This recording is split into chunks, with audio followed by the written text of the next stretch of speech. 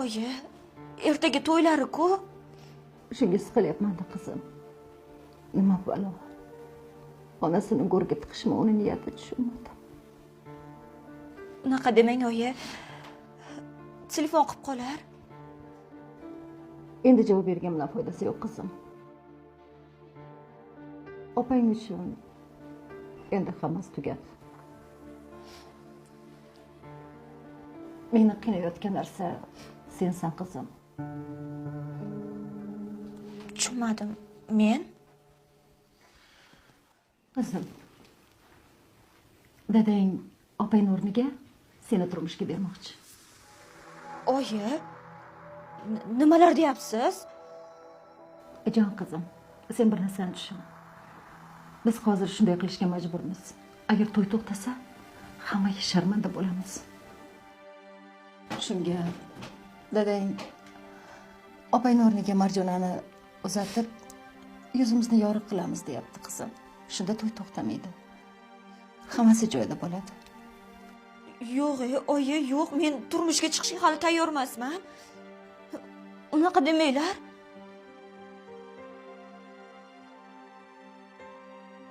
Jon qizim, bilasan-ku, dadangning mazasi yo'q.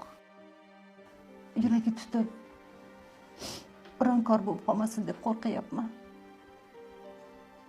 Agar hozir chiqib, Marjona qizingiz rozi bo'lmadi desam, aniq dadangga nimadir bo'ladi. Men bilaman-ku. Jon qizim.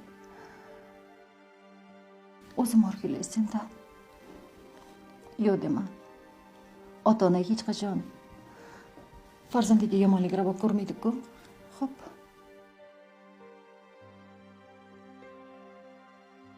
Opang meni ham, dadangni ham boshimizni yerga egib ketdi. Sen bizni yuzimizni yorug' qil. Oyijon, men dadamni ham, sizni ham boshlaringiz egilishini istamayman. Faqat dadamga ayting, meni o'qitsin. Mayli. Rahmat qizim. Aytaman. Albatta. Albatta aytaman. Seni o'qitishadi.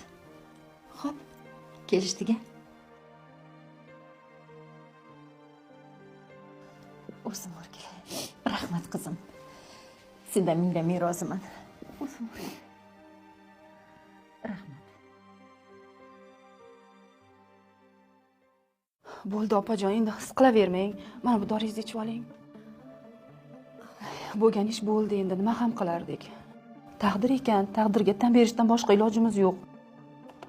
Ha, gulni ertalab olamiz. Tayyorlab qo'yib